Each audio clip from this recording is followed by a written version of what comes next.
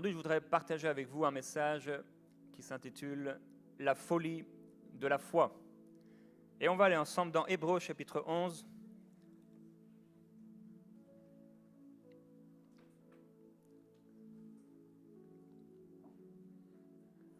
On ira quelques versets avant, on ira au chapitre 10. Dans Hébreux au chapitre 10, nous lisons au verset 22.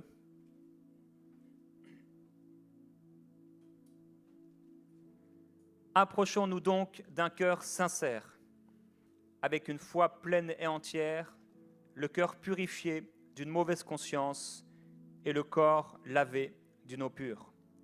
Confessons notre espérance sans fléchir, car celui qui a fait la promesse est fidèle. Un peu plus loin, il est écrit au verset 35, « N'abandonnez donc pas votre assurance qui comporte une grande récompense. Vous avez en effet besoin de persévérance afin qu'après avoir accompli la volonté de Dieu, vous obteniez ce qui vous est promis. Car encore un peu de temps, bien peu, et celui qui doit venir viendra, il ne tardera pas. Et mon juste vivra par la foi. Mais s'il se retire, mon âme ne prend pas plaisir en lui. Quant à nous, nous ne sommes pas de ceux qui se retirent pour se perdre, mais de ceux qui croient, de ceux qui ont la foi pour sauver leur âme. Or, la foi, c'est l'assurance des choses qu'on espère, la démonstration de celles qu'on ne voit pas. » Un message très puissant, j'aime beaucoup ce passage de Hébreux chapitre 10, chapitre 11. Un message qui nous encourage à tenir ferme, à continuer à avoir cette assurance. Alors, nous sommes tous censés ici avoir la foi de notre salut. Chacun dans ce lieu devrait avoir la conviction d'aller après la mort dans ce qu'on appelle le ciel, c'est-à-dire la glorieuse présence de Dieu. Nous avons la foi. Nous sommes des gens de foi. Et c'est cette foi qui nous a donné la conviction que tout ce qui est écrit dans la Bible est vrai. Une femme me posait la question la semaine dernière, comment pouvais-je savoir que la Bible est vraie puisqu'elle est si vieille? La réponse est que je crois tout simplement. J'ai la foi. J'ai la conviction inébranlable que Dieu a su garder sa parole jusqu'à aujourd'hui et la conviction que Dieu peut me parler au-delà des erreurs humaines et des copies de textes. Et si Dieu a pu parler à travers la bouche d'un âne, Dieu peut me parler, je sais que Dieu peut me parler à travers un texte qui a été copié et recopié. Nous avons la foi. Nous sommes des gens de foi. Et Dieu exige la foi. Sans la foi, il est impossible de lui plaire.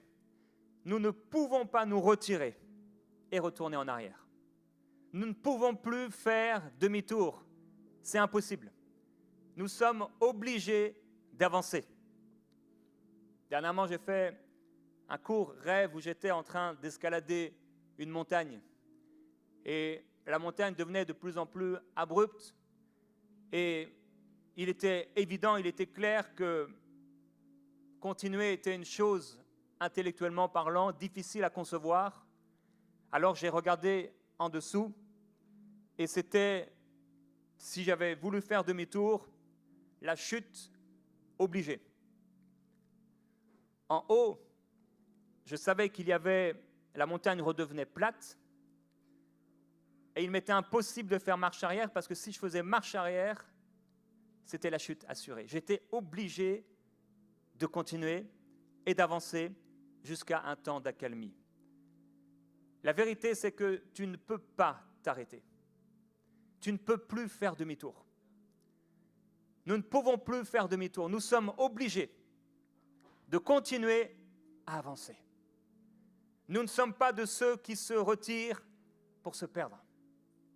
Je ne sais pas quels sont les défis de ta vie.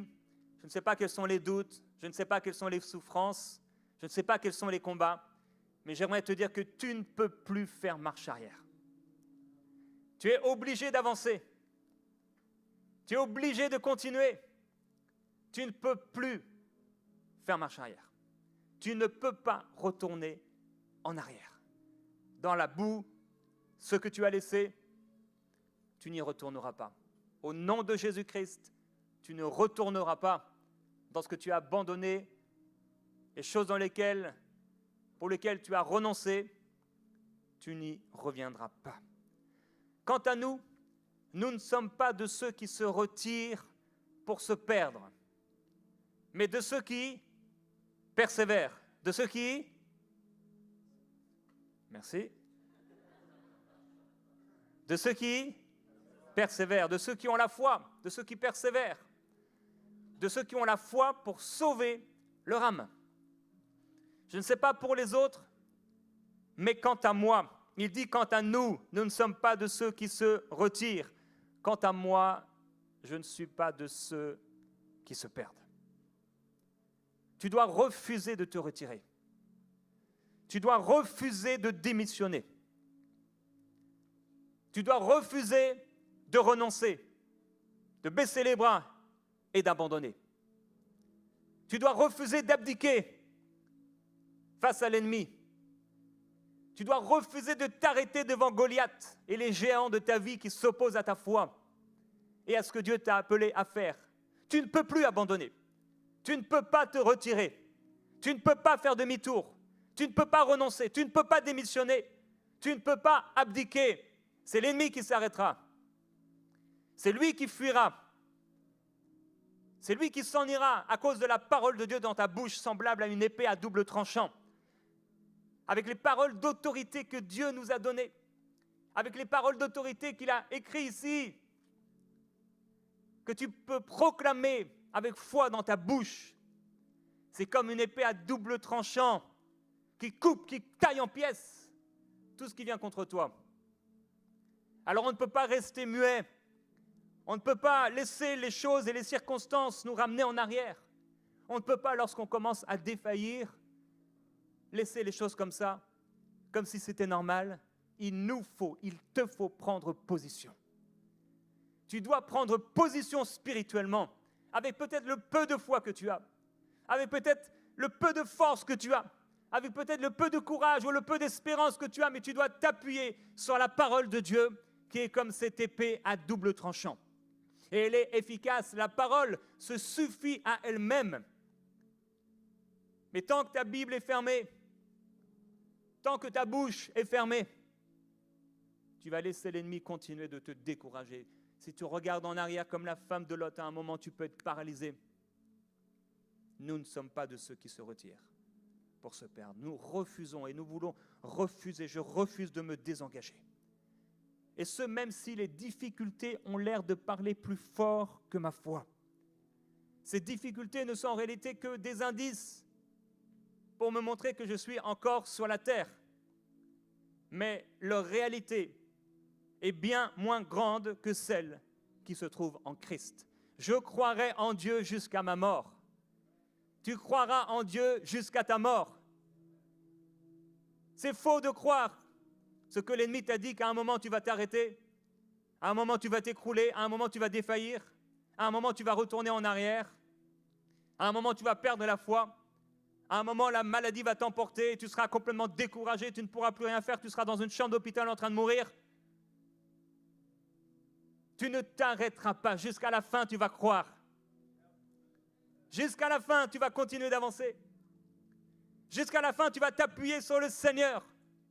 Quoi qu'en disent les circonstances, je croirai en Dieu jusqu'à ma mort, je m'appuierai en Dieu jusqu'à ma mort. Je croirai en Dieu même si mes amis se moquent de moi, même si plusieurs m'abandonnent, même si plusieurs t'abandonnent, tu vas continuer de servir le Seigneur. Je le déclarerai sur ta vie, même si on t'abandonne, tu continueras à marcher, la tête haute, le cœur rempli d'humilité, et tu continueras à marcher la tête haute vers ton Seigneur. J'ai un ami qui m'a écrit il y a quelques années.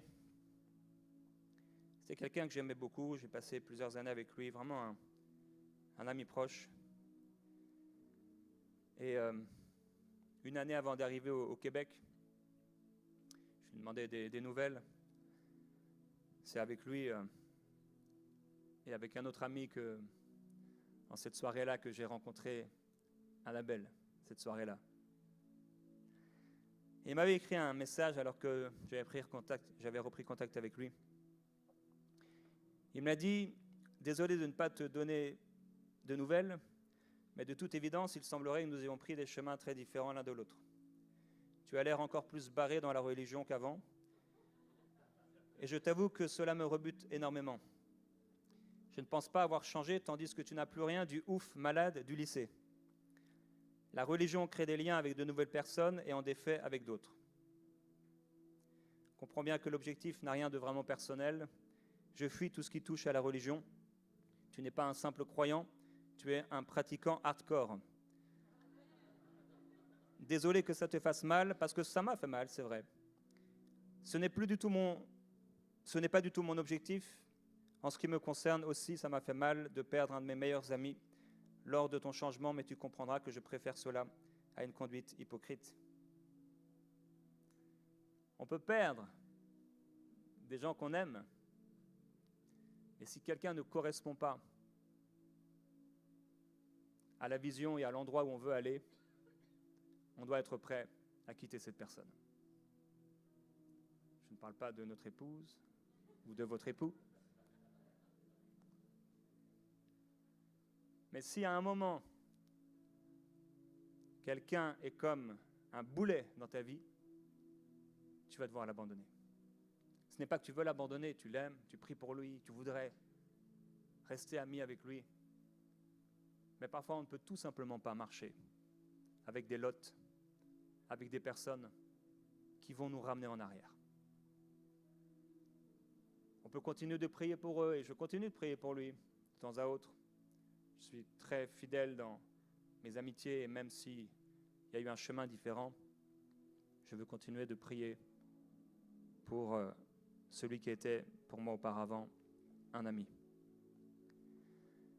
Alors, tu dois continuer à croire et à avancer, même si tes amis t'abandonnent. Et tu iras jusqu'au bout par sa grâce. Tu ne vas pas abandonner. Je refuse d'abandonner. Il est écrit, approchons-nous donc avec un cœur sincère, avec une foi pleine et entière. Tous, on peut dire qu'à un moment ou à un autre, notre foi a pris un coup. À un moment ou à un autre, notre foi a été abîmée. À un moment ou à un autre, on a été découragé.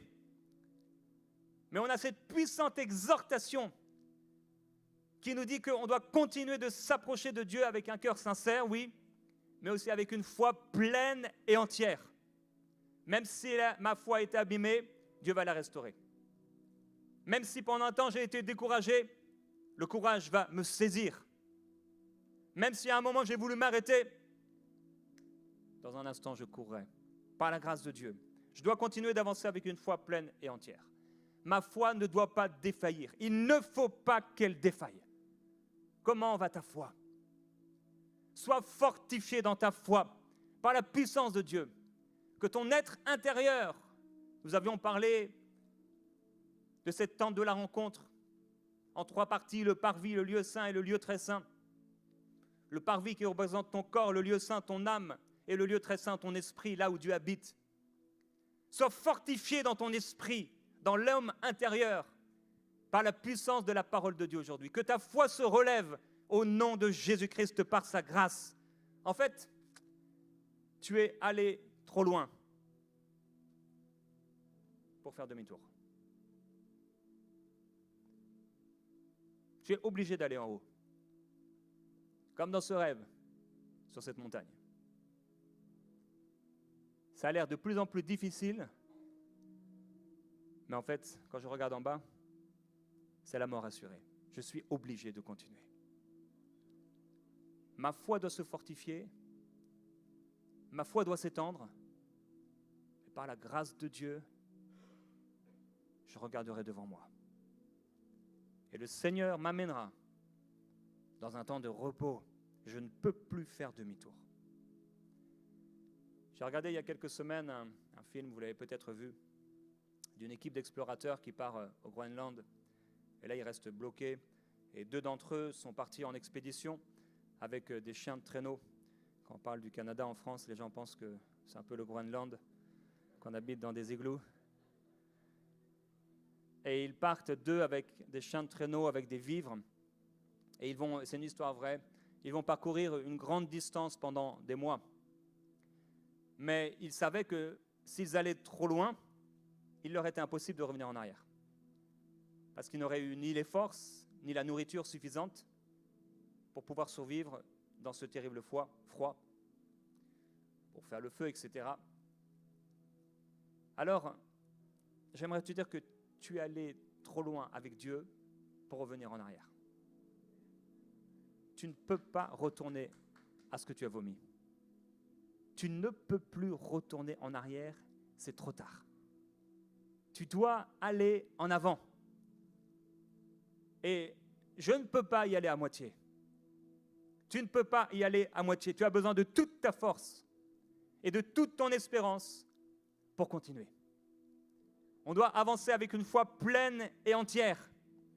Et si ta foi a été abîmée aujourd'hui par le Saint-Esprit et par la parole de Dieu, le Seigneur guérit cette foi et fortifie cette foi. Ce n'est pas parce que hier, quand j'étais enfant, je suis tombé que j'ai arrêté de marcher. Ce n'est pas parce que je suis tombé de ce vélo, de cette moto, que je vais m'arrêter. Je vais continuer.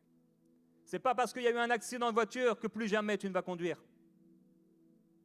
Ce n'est pas parce que tu as une réponse non, une prière non exaucée, que tu vas t'arrêter de prier. Ce n'est pas parce qu'il y a quelque chose que tu n'as pas compris dans la Bible ou dans ton expérience que tu vas arrêter de la lire, de la méditer et de la proclamer. Ce n'est pas parce que quelqu'un a été dur envers toi, parce que quelqu'un n'a rien voulu entendre à ton témoignage ou parce que quelqu'un s'est moqué de toi que tu dois t'arrêter, que je dois m'arrêter de proclamer, de dire ce que Dieu a fait pour moi. Nous ne sommes pas de ceux qui se retirent pour se perdre. On doit continuer de s'approcher et d'avancer avec foi, avec une pleine assurance, une foi entière, pleine, vers Dieu. Parce qu'il ne tardera pas. Le Seigneur ne tardera pas. Il fera ce qu'il a dit. Il ne sera pas en retard. Il arrive. Celui qui doit venir viendra. Il ne tardera pas. Il viendra. Il est écrit, sa venue est aussi certaine que celle de l'aurore. Il viendra pour nous comme la pluie, comme la dernière pluie qui arrose la terre.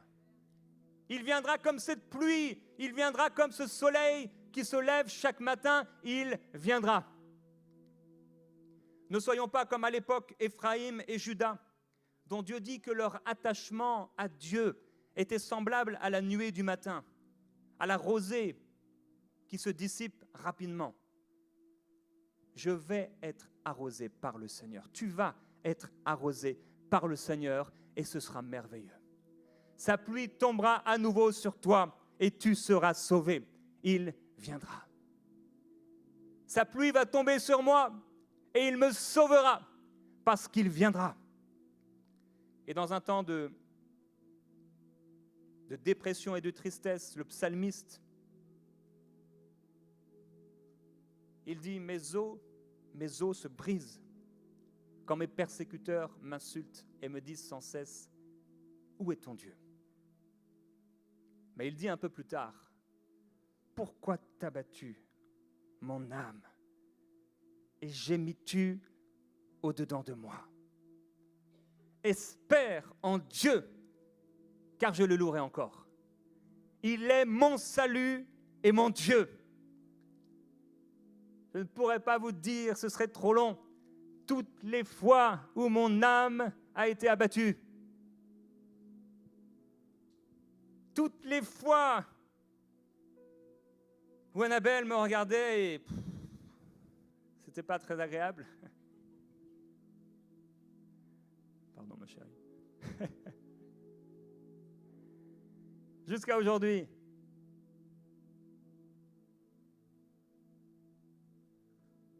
mais Dieu relève toujours le juste. Le juste tombe 7 fois, le Seigneur l'en relève.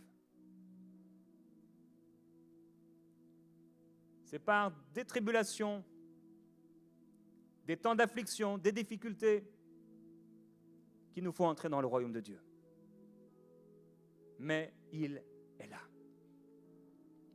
Alors je dois résister à tout ce qui, en moi, me pousse au découragement.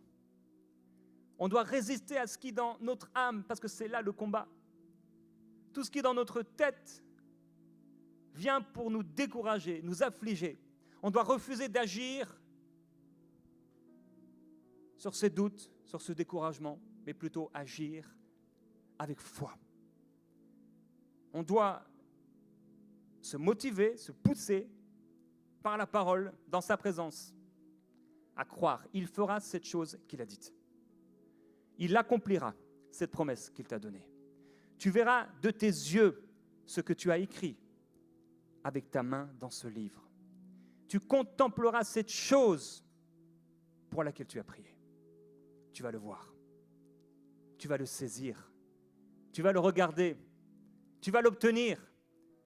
Cette chose et cette promesse que Dieu t'a donnée, que tu as écrite dans ce livre, dans ce journal intime, sur cette feuille, sur cette page de la Bible, il le fera. La semaine dernière, on a été avec Annabelle Eden à Québec, dans la ville de Québec. Et en allant chercher la voiture dans le parking, le stationnement, je me suis dit que j'allais passer par un certain chemin. J'étais sur mon téléphone quand une femme m'a interpellé près des jets d'eau. Elle était là en vacances pour quelques jours et elle était ébahie de me rencontrer là par hasard. Elle venait à l'instant de dire au Seigneur près des jets d'eau que, dans la tristesse, qu'elle n'avait pas d'enfants pour les voir jouer autour de cette eau.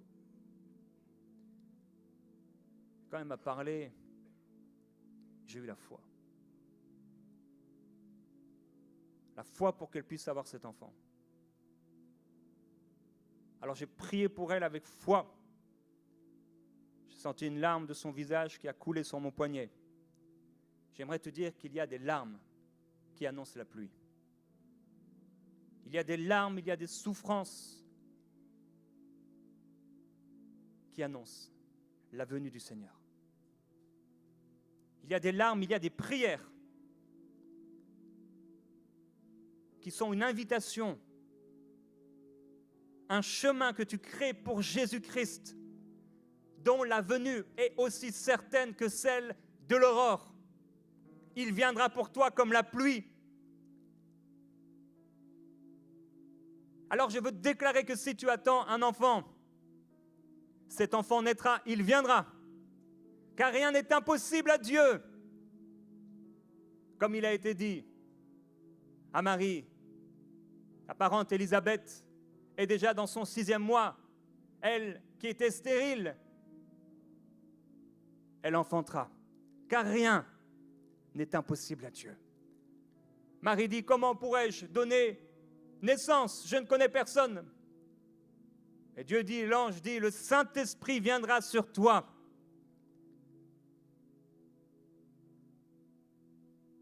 Tu porteras cet enfant.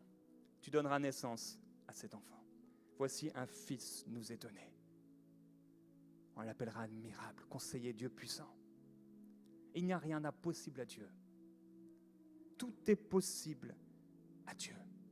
Il le fera. De nombreux malheurs atteignent le juste, mais de tous, l'Éternel le délivre. Il garde tous ses os, aucun d'eux n'est brisé. Le psalmiste dit, j'ai cherché l'Éternel et il m'a répondu. Il m'arrache à toutes mes frayeurs. Quand on regarde à lui, on resplendit de joie et notre visage n'a pas à rougir. Quand un malheureux crie, l'Éternel l'entend et il le délivre de toutes ses détresses. L'ange de l'Éternel campe autour de ceux qui aiment Dieu, de ceux qui le craignent, et il les délivre. Tu seras délivré, tu seras libéré, tu seras fortifié par la foi et tu verras de tes yeux la rétribution des méchants, la récompense que Dieu a prévue pour toi. Parce qu'il n'est pas un homme pour mentir, ni un fils d'homme pour se repentir. Ce qu'il a dit, il le fera. Ce que tu as écrit va arriver. Il va le faire. Tu auras cet enfant. Tu auras cette promesse. Tu auras ce qu'il t'a dit qu'il allait te donner. Cette chose s'accomplira sous tes yeux. Tu le verras. Ça fait peut-être longtemps qu'il t'a parlé. Ça a l'air d'un vague souvenir, comme un film qu'on oublie, comme un rêve qui se dissipe. Mais il le fera, parce que lui n'a pas oublié ce qu'il a dit qu'il ferait.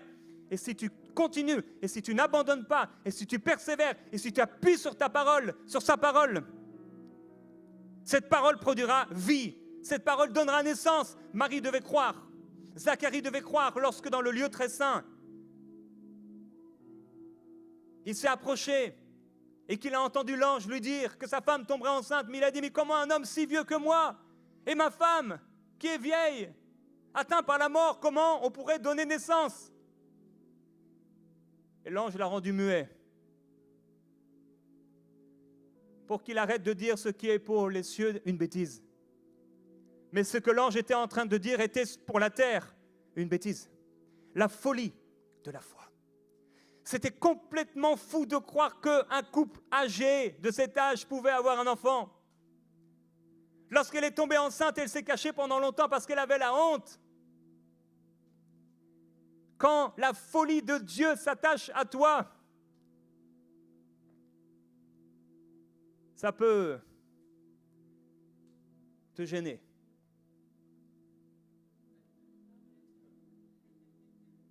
Quand Dieu agit envers toi, ça peut être gênant. Il y a de ceux qui montrent et qui parlent et qui font toutes sortes de choses pour qu'on voit leur bénédiction. Il y en a d'autres qui sont tellement bénis qu'ils sont obligés, ils sont un peu gênés. Ils sont un peu gênés parce que Dieu les bénit tellement qu'ils sont un peu gênés, ils sont obligés de cacher un peu.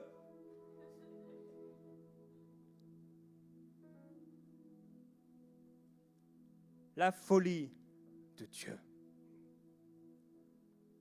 Rien n'est impossible à Dieu. Tu verras le Seigneur agir dans ta vie. Les temps difficiles, dans l'âme, je connais. J'ai trop connu. Pas à cause de Dieu. Il m'a manqué la foi, il m'a manqué de proclamer la parole, il m'a manqué de me ressaisir. Merci Seigneur qu'il a placé des personnes autour de moi et ma femme proche de moi pour parfois me demander de me ressaisir. Et si Dieu a pu parler à travers la bouche d'un âne, alors, continuons à croire et confessons notre espérance sans fléchir. Parce que celui qui a fait la promesse est fidèle. On doit donc confesser, on doit dire, on doit proclamer, on doit le dire, Seigneur, tu vas le faire. Vous savez, j'ai réalisé il y a quelque temps que des fois je pouvais prier et rien ne changeait. Parce qu'en fait, il y a des choses qui ne changeront pas juste avec la prière. Mais il y a des choses que tu dois simplement déclarer, que tu dois confesser. Ta langue est comme un filet qui prend les choses. Et il y a des paroles de foi qui doivent sortir de ta bouche pour saisir ces choses. On a dû fermer la bouche de Zacharie pour qu'il arrête de dire des choses contraires à ce que Dieu voulait faire. Et parfois, il vaut mieux se taire que de dire n'importe quoi. Mais on ne veut pas seulement se taire pour ne pas dire n'importe quoi, mais on veut parler pour proclamer la promesse de Dieu. Il y en a qui vieillissent parmi nous. Je le vois. Les cheveux blancs se multiplient. Qu'est-ce que Dieu t'avait dit et qui n'a pas été accompli? Qu'est-ce que Dieu t'avait dit, que tu avais prié, tu avais parlé, tu avais dit, tu avais témoigné, tu avais écrit, et maintenant tu as oublié cette chose. Abraham était âgé, mais Dieu n'avait pas changé d'avis. Ne changeons pas d'avis sur ce qu'il a dit. Confessons notre espérance sans fléchir, parce que celui qui a fait la promesse est fidèle. Seigneur, tu es fidèle. Ce que tu m'as dit, tu le feras. Ce que tu m'as montré, ce que j'ai senti, saisi, perçu dans l'esprit, ça va s'accomplir. Parce qu'à un moment de prière, quelque chose m'a saisi et j'ai comme vu ce qu'il allait faire, ça va arriver. Ce n'était pas un mirage. Comme l'ange n'était pas un mirage devant Marie, lui disant que ce qui était impossible allait arriver. C'était une folie pour l'homme. Et la prédication de la croix est une folie pour ceux qui périssent. Mais pour nous, elle est une puissance de Dieu. La promesse de Dieu, la parole de Dieu dans ta bouche est une puissance. Une puissance contre les œuvres sataniques, une puissance contre les circonstances, une puissance contre les Goliaths, une puissance contre les géants, une puissance contre la tempête, une puissance pour cette chose, contre cette chose qui se lève dans ta vie et qui veut te faire croire que ce que Dieu a dit, ça ne s'accomplira pas, tu ne le verras pas. Non, tu le verras, ils seront sauvés, tu seras guéri, tu seras libéré, ils seront libérés, tu le feras, tu l'accompliras, tu verras ce que le Seigneur t'a promis se réaliser sous tes yeux. Il sauvera cette personne, il pourvoira encore, il accomplira sa parole, il ne peut se contredire, il le fera. Il étendra encore son bras, il agira encore avec puissance et il te donnera ce que ton cœur désire. Tu vas manger aux meilleures productions du pays. Maintenant, on doit accomplir la volonté de Dieu pour obtenir ce qui nous est promis. Il faut le faire. Je dois le faire. Et il faut le faire jusqu'au bout. Je dois faire cette chose jusqu'au bout. Tu dois faire cette chose jusqu'au bout. Tu dois aller au bout de ce projet. Je dois aller au bout de ce travail. Je dois continuer dans cette œuvre. Il faut que j'étudie jusqu'au bout. Tu dois étudier jusqu'au bout. Il faut que tu aimes jusqu'au bout. Tu dois aller au bout de la course. Continue de faire cette chose. C'est après avoir accompli la volonté de Dieu qu'on obtient ce qu'il nous a promis, pas l'inverse.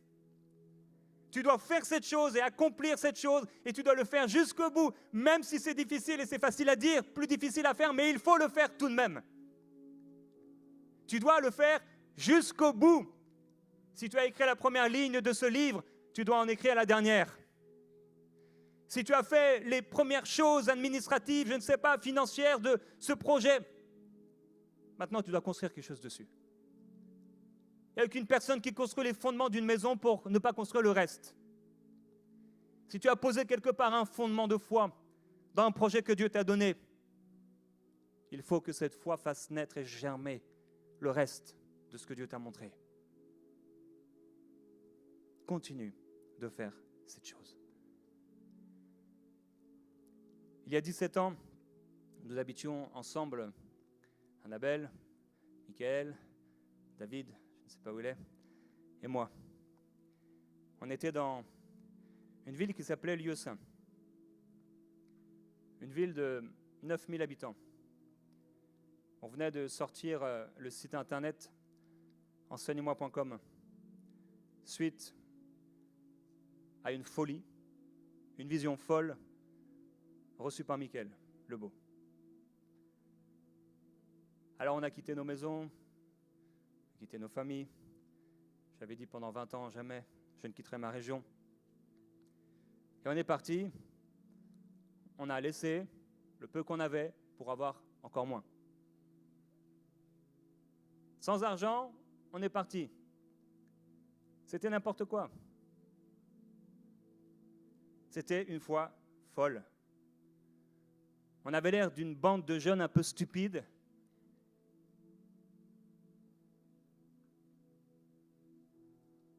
Mais cette foi folle a fait des miracles.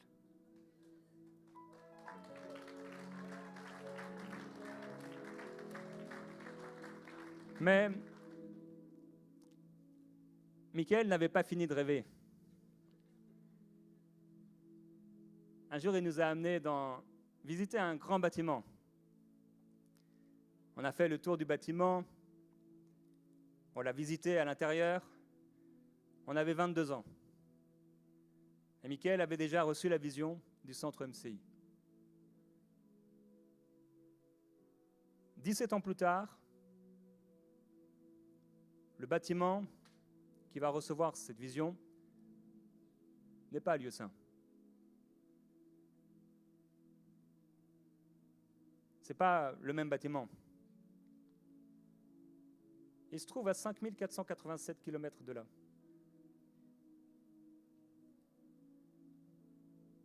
Dans une ville qui s'appelle Saint-Alphonse de Granby. Une ville de 3300 habitants.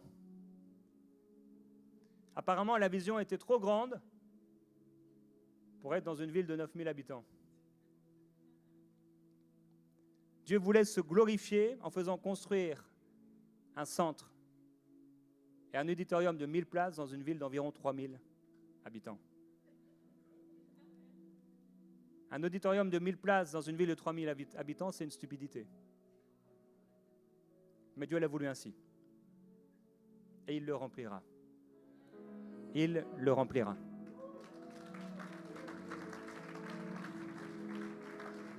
Et quand on a visité ce centre, ce bâtiment, c'était un très grand bâtiment.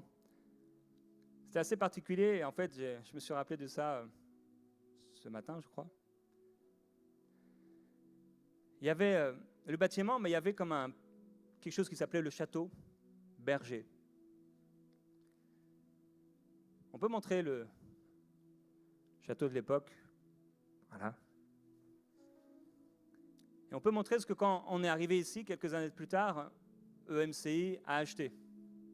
Image suivante. Le château Perkins.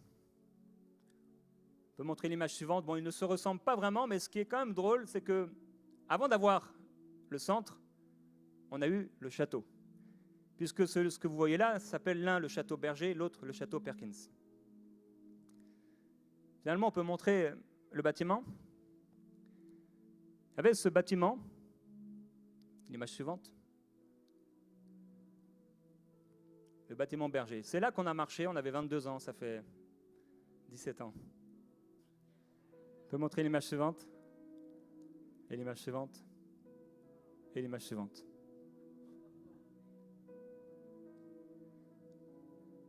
Après, on a été à l'intérieur. Il y avait également un hall d'entrée. On peut montrer l'image suivante. Ça, c'était le hall de ce bâtiment. Et l'image suivante, le hall de MCI. L'image suivante, ça se ressemble, mais ce n'est pas la même chose.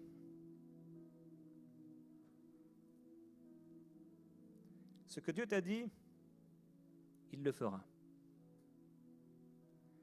Je me suis retenu de ne pas intituler cette prédication « La stupidité de la foi », puisqu'en effet, le dictionnaire définit la stupidité en 4 points.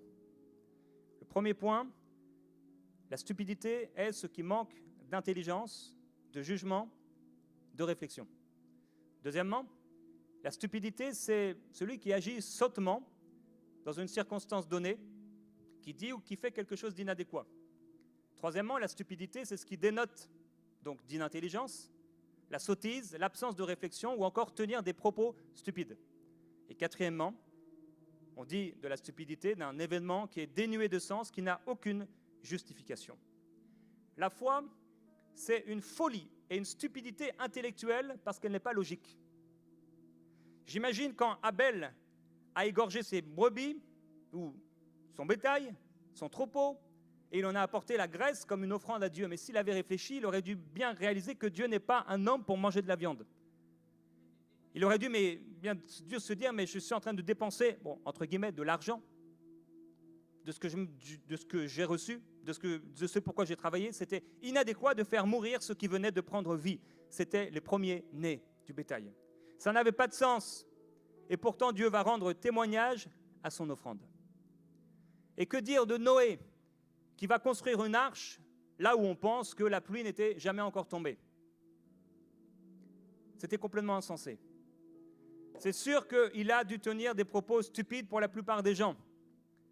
Je construis une arche pour sauver ma famille puisque la terre va être inondée et les plus hautes montagnes vont être inondées d'un déluge. Certains pensent qu'il n'avait jusqu'à ce jour-là jamais plu, puisqu'il écrit qu'il y avait dans le ciel une voûte, mais que l'eau venait à partir du sol. Apparemment, certains croient, c'est possible, que c'est seulement à partir du déluge que la pluie a commencé à tomber. Il n'avait jamais vu la pluie. Et il avait l'air insensé, stupide.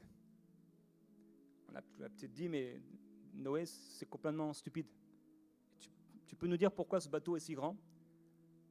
Parce que Dieu m'a dit qu'il y allait avoir 2 animaux, un couple de chaque espèce, que je vais devoir héberger dans ce bateau. Je ne sais pas encore comment je vais les faire venir, mais Dieu m'a dit de le faire. Il n'y avait aucune justification à faire une telle chose. Il n'y a rien qui annonçait la pluie. Noé, si tu avais un tant soit peu réfléchi, tu saurais que l'eau ne tombe pas du ciel et que tu ne vas pas pousser les girafes et les éléphants dans ton truc. C'était stupide, intellectuellement parlant. Mais Dieu va rendre témoignage à Noé. Et Dieu va lui-même, au son de sa voix, ordonner à un couple de chaque espèce d'entrer dans cette arche. Et Noé va devenir ce prédicateur de la justice, héritier de la justice qui s'obtient par la foi. On pourrait parler encore d'Abraham, qui vivait tranquillement avec sa famille et à qui Dieu a dit de partir dans un lieu qu'il devait recevoir en héritage. Et non seulement il est devenu un nomade, mais il est écrit qu'il partit sans savoir où il allait. Ce n'était pas vraiment brillant. Tu vas où, Abraham ? Je ne sais pas, mais j'avance.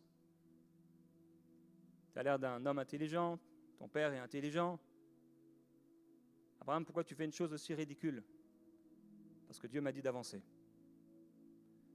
Et que dire de son idée lumineuse lorsque il avait 100 ans et sa femme 90 ans ? Il a eu une idée brillante d'avoir un enfant. Abraham, tu aurais pu y penser plus tôt. Si vous croisez un vieux monsieur de 100 ans qui vous dit une telle chose, qu'est-ce que vous allez en penser ? C'est inadéquat, c'est dénué de sens. Et que dire encore ? Plus fou encore que des années plus tard, cette belle idée lumineuse, il va entendre une voix qui va lui dire de sacrifier son fils, le fils de la promesse, son fils unique, le fils par lequel il devait recevoir sa promesse. Est-ce que ça avait du sens ? Si tu vois un vieux monsieur de 100 ans avec son garçon qui te dit qu'il va aller sacrifier son fils, qu'est-ce que tu vas faire ?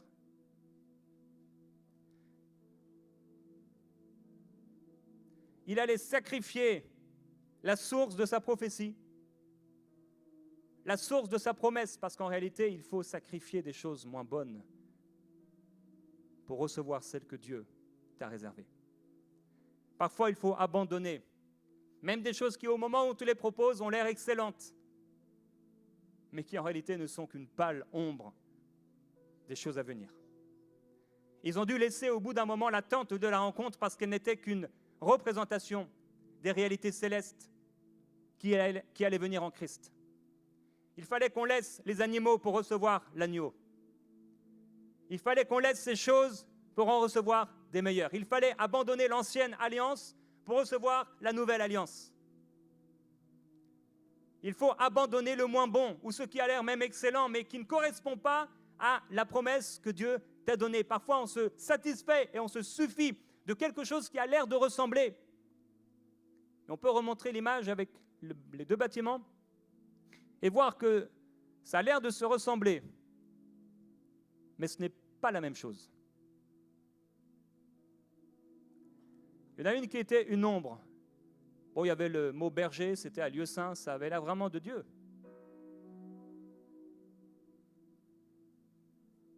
Mais ce n'était pas ce que Dieu voulait. Et que dire de Moïse, qui va refuser la gloire, la richesse, la nourriture, les biens, les femmes, la prestance de l'Égypte pour se retrouver dans un désert avec un bâton. La folie de Moïse qui, avec un bâton, va se retrouver devant les eaux et va commencer à frapper les eaux du bâton en s'imaginant que les eaux vont s'ouvrir. C'était une folie. C'était une foi folle. Mais pour obtenir ce qui nous est promis, on va devoir le faire. On va devoir accomplir la volonté de Dieu. On ne peut pas penser que les choses vont se faire d'elles-mêmes sans une action de notre part. Il te faudra agir et agir avec persévérance. Tu vas devoir continuer s'il le faut 1 an, 2 ans, 3 ans, 4 ans, 5 ans, 6 ans, 10 ans, 20 ans pour voir certaines choses qu'il t'a dites être réalisées. Mais si tu persévères, il le fera. Ce qu'il a dit, il le fera. Il avait 99 ans quand le Seigneur lui a parlé. 100 ans, le Seigneur lui a parlé encore. Sa femme, 90 ans, mais ce n'est pas trop tard. Tant que tu es en vie, ici, tant que tu es sur la terre, il n'est pas trop tard. La foi folle, c'est de vivre et d'agir selon les instructions que Dieu te donne et qui ne sont pas intellectuellement logiques, en croyant obéir à une instruction divine. Pour obtenir ces promesses, il te faudra obéir aux instructions que Dieu te donne. Parfois, on veut la promesse et comme je disais, on prie, mais il va falloir agir et il va falloir poser des actes clairs et des fois arrêter de prier et commencer à agir. Il y a un temps pour prier, il y a un temps pour poser des actions. Que ce soit dans le temps de prière, que ce soit dans le temps où on pose des actions, c'est le temps de la foi, c'est le temps de croire. Je crois que Dieu va le faire. Il va le faire, mais il va passer à travers moi pour que je puisse obtenir cette chose. La foi folle, c'est penser pouvoir marcher sur l'eau. La foi folle, c'est penser pouvoir sauter d'un bâtiment dans le vide en croyant qu'on va réussir à voler. Ne le faites pas. La foi folle, c'est recommencer à espérer. La foi folle, c'est recevoir une instruction de Dieu, parce que ça part d'une instruction de Dieu, pas en voulant copier quelqu'un d'autre. La foi folle, c'est croire en la guérison. La foi folle, c'est croire qu'il t'a guéri. La foi folle, c'est croire au salut. La folie de la foi, c'est croire que tu es délivré. Et il délivrera ceux que tu aimes. La foi folle, c'est donner plus de 10% de ses revenus à Dieu. Si tu en parles à des gens qui ne le connaissent pas, ils vont te dire que tu es fou, stupide. Tu es en train de te faire rouler, manipuler, tromper. C'est n'importe quoi.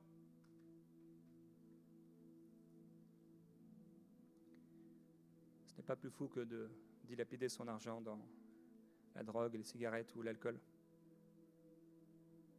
La terre attend avec un ardent désir la révélation de ceux qui ont la foi et de ceux qui la pratiquent. Et je veux t'encourager aujourd'hui à repenser aux promesses qu'il t'a faites et à croire qu'il va le faire. Si tu as reçu une instruction divine dans un rêve, par ton témoignage intérieur, dans ta conscience ou dans cette parole qui est écrite, tu peux y croire. Nous croyons que tout ce qui est écrit dans cette parole est vrai. Nous croyons que ce sont les instructions de Dieu. Nous croyons que c'est la parole de Dieu et que si nous la mettons en pratique, nous allons voir cette parole agir en opération. Nous croyons que cette parole et que notre Dieu qui est invisible à nos yeux est capable d'amener ces choses invisibles dans le visible. Nous croyons que ce qui se passe au ciel et ce qui est dans le cœur de Dieu peut se manifester ici même sur la terre. Que la volonté du Père qui est dans les cieux s'accomplisse sur la terre. Nous croyons que ce qui est au départ une simple pensée va se manifester. Qu'une simple pensée de construire un centre, un bâtiment, deviendra ce centre. Mais le but, ce n'est pas le centre. Et le but, ce n'est pas seulement que tu sois guéri. Et le but, ce n'est pas seulement l'accomplissement de ce projet, c'est qu'est-ce que Dieu veut faire avec. Dieu n'habite plus dans l'arche et il n'habite pas dans un bâtiment. Et il n'habite pas dans ce qu'on appelle une église, mais il habite dans les cœurs qui s'y rassemblent. Et c'est à l'intérieur de cette vision, c'est à l'intérieur de ce projet, c'est à travers cet enfant que Dieu veut accomplir quelque chose de puissant. C'est à travers ce projet, c'est à travers ce corps que Dieu veut se glorifier. On ne doit pas s'arrêter au parvis, à l'enveloppe, à ce qui est extérieur. Même si ça doit être en bonne santé, même si ça doit être excellent, même si ça doit attirer. Ça doit briller, refléter la gloire de Dieu. Et ce que nous désirons le plus, c'est ce que Dieu va faire avec. Et si Dieu t'a parlé, c'est qu'il veut faire quelque chose avec.